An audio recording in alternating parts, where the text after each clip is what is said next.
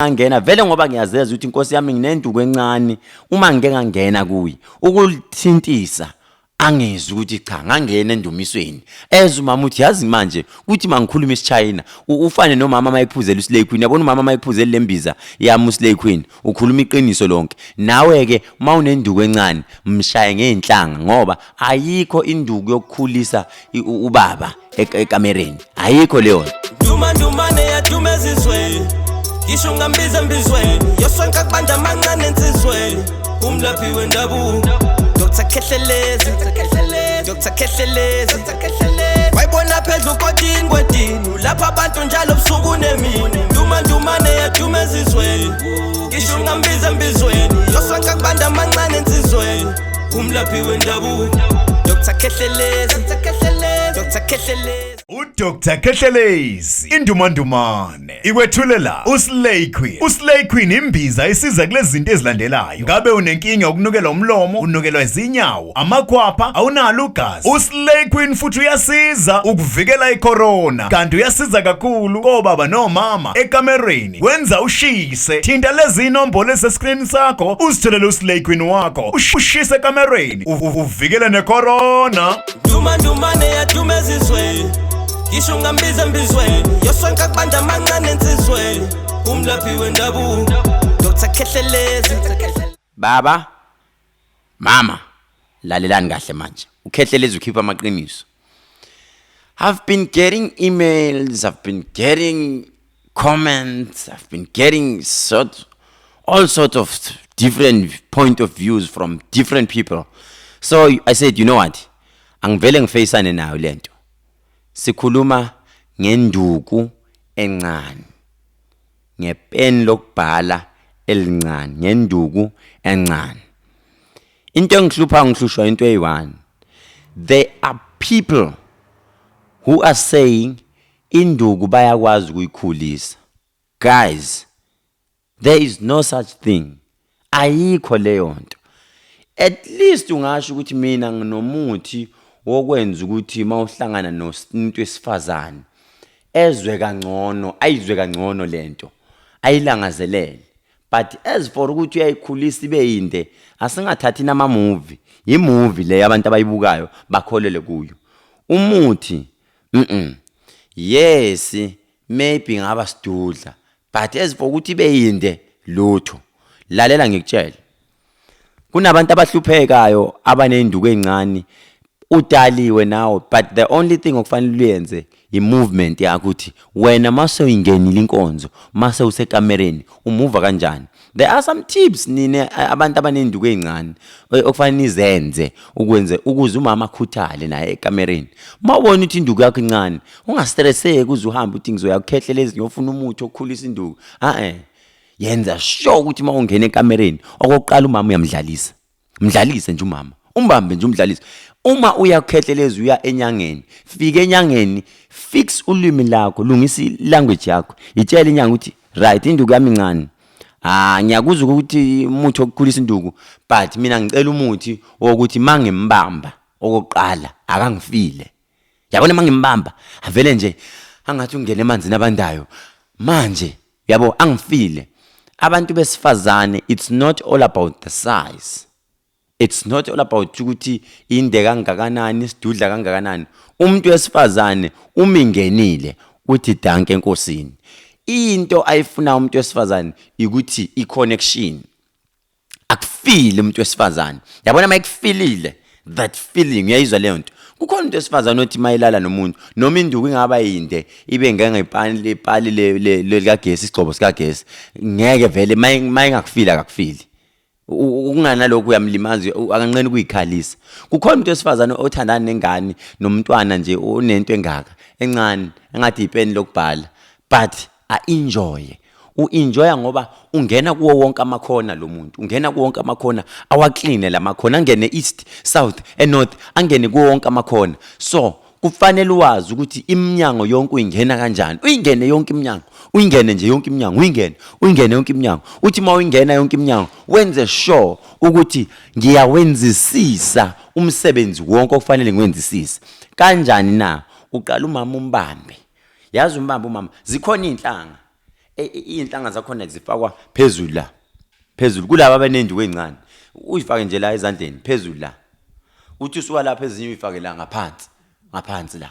Usuke lezi inhlanga wenzela ukuthi uma ngeke ngamthinta ngisami isandla lo mama vela hayize manje avela hayize uthi mawusuka lapho zikhona inhlanga ezishaya phezulu kababa la phezulu kwa induku uyishaye phezulu la endukwini ukwenzela ukuthi uma ngeke ngangena vele ngoba ngiyazeza ukuthi inkosi yami nginenduku encane uma ngeke ngangena kuyi ukuthintisa angezi ukuthi cha ngangena endumisweni umama uthi yazi manje ukuthi mangikhuluma isiChina ufane nomama mayiphuzela uSlay Queen yabona umama mayiphuzela lembiza yami uSlay Queen ukhuluma iqiniso lonke nawe ke mawunenduku encane mshaye ngeenhlanga ngoba ayikho induku yokukhulisa ubaba ekamereni ayikho leyo nto abantu abaningi banenkinga abantu abaningi kunomuntu onenduku encane ngoba yabuyela phakathi ibuyelela kanjani phakathi walala nomuntu ocushiwe lo muntu wayicushwe ngentamo yofudu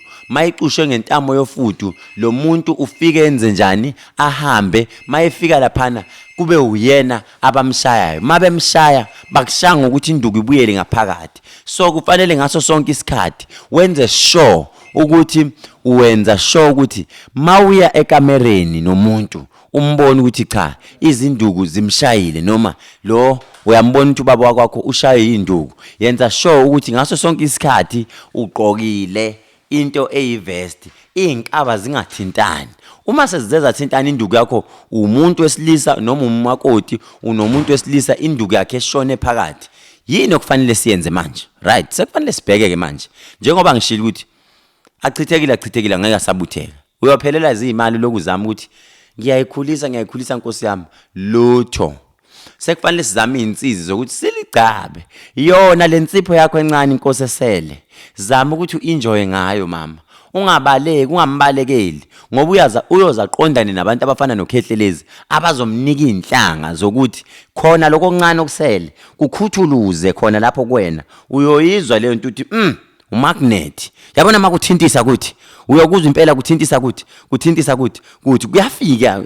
endumisweni so that is why ngithi bantu besifazane nani ningazama ukuthi nijabulele indukwende iyambulala umuntu wesifazane imenza afe alenge uma ngisho kanjalo ningathandi idlozi lifuni lento okuthiwa idog style mangithi mina idog style ungayithandi idog style njalo ungavumi bahlale njalo idog style ngoba uma umuntu eza ngasemuva kuwena uza ngasemuva ukubulala ngalana emuva esiye sithi thina izinqa noma kahle la esibuka khona ubuhle bomuntu wesifazane uthola seziwa abantu abaningi besifazane sebegqoka ama tight uma begqoka ama tight bazama ukubamba nkosi yami ngoba sekuyawa ungamvumeli umuntu wesilisa ezemuva kakhulu kushaya kanje emuva kuyaqathaka yonke into zikhona ezinye indlela okufanele nilale nibheke ngazo nifake lenkonzo kodwa umuntu wakho monge menze itrophy wife umongo umazi ukuthi mangena la ngiyamqathaza ke la so bantu besilisa asibaseveni labantu wabantu bethu zikhona indlela zokuthi sienjoy mawuyanyangeni zikhona inhlanga ezisetshenziswayo ezokuthi ekamereni akasithokoziswane nje nabo laba abanenduku ezincane ningathathi ngokuthi nifuna ukuyikhulisa zingawenza umsebenzi xumanani nathi mina mawuza kumina nje uphathi fresh milk noma uye pharmacy 427 Central House uthi mawufika uthi ngicela mina lento yokulangazelela ekamereni yokungenza ngithokoze nobaba naye noma enenduku encane inhlanga zokuthokoza ekamereni sizokunika noma uzothola bekhona 427 Central House opposite Shoprite ku Smith Street opposite nje Chicken Licken lapha ngaka Chicken Licken epassage lapha Central House 427 uzobona ibhodi libhaliwe Dr Khehlelezi Traditional Pharmacy kushobile uzoyithola lezi zinto engikhuluma ngazo kumnandi kuyashuba akuvumelekile ukuthi kuyabantwana abaneminyaka engaphansi ka18 ngoba zinjalo nje lezi inhlanga zilandelisana ngabantu besifazane zilandelisana nabantu besilisa ofuna uKhehlelezi ungakhohlwa i Facebook page yami nyanga yodumo mzo ungalingi ulandele ipage elinabantu abawu 5000 noma 1000 noma 3000. Elami page linabantu abawu 120000 kuya phezulu. Ungalingi uyifaka imali eShoprite, ungayifaka imali eSpar, ungayifaka imali eFNB, ungayifaka imali makuthiwa faka imali. Noma ethi umuntu uzokuhlolele over the phone. Don't do it. Tshela umngane wakho. Kanti ke njalo ngaso sonke isikhathi nizongithola lapha kwiVuma 103 njalo ngoLwesibili noma ngoLwesibili, ngoLwesithathu, ngoLwesihlanu nango uzongithola khona lapha ngo 4 o'clock ekseni kuya ku 5, the healing hour. Otherwise ungakhohlwa ukupressa the red button, ushare le video nomngane wakho ngoba kuyenzeka undoda yakhe inento encane. Buti ekhaya mawunento encane unenkinga. 032 948 6017 office number kaKhehlelezi noma ushaye uthi 063 051 7641. Uma ufuna imbiza leyana uSlay Queen ukuthi ushise noma imbiza induku yenduku leyo qinisa induku, ushaye nje ushoyela ubhubesi 072 1234 976. Every Thursday I'm in Joburg 379 Mbilikicane Street, Soweto, Pinville. Otherwise lapho khona ave ngikuthanda nje ngothando lika love. Sihlale njalo si-subscribe ukuze makungena izinto zikaKhehlelezi kube njalo. Share it with your friends. Kungenzeka now you facing the same problem. Otherwise kuyawurata kalerato lalerato lelikhulu ngikuthanda ngothando olukhulukhulu wena nabangani bakho. Otherwise seningabatshela abantwana manje bazobuka, but not this one, the next one. Otherwise shop Dumane yatumezizwe Ngisho ngambiza mbizweni Yosonka kubanda mancane nsizweni Umlaphi wendabu Dr. Khehlelezi Dr. Khehlelezi Wayibona phezulu kodini kwedini Lapha abantu njalo busuku nemini Dumane yatumezizweni Ngisho ngambiza mbizweni Yosonka kubanda mancane nsizweni Umlaphi wendabu Dr. Khehlelezi Dr. Khehlelezi uDr Khehlelezi indumandumane ikwethulela uSlay Queen. uSlay Queen imbiza isiza kulezi zinto ezilandelayo. Ngabe unenkinga ukunukela umlomo, unukelwa izinyawo, amakhwapha, awunalo ugazi, uSlay Queen futhi uyasiza ukuvikela icorona. Kanti uyasiza kakhulu kobaba nomama ekamereni wenza ushise. Thinta lezi inombolo esescreen sakho uzitholele uSlay Queen wakho ushise ekamereni uvikele necorona. Dumane yatumezizweni Ngisho ngambiza mbizweni Yosonka kubanda mancane nsizweni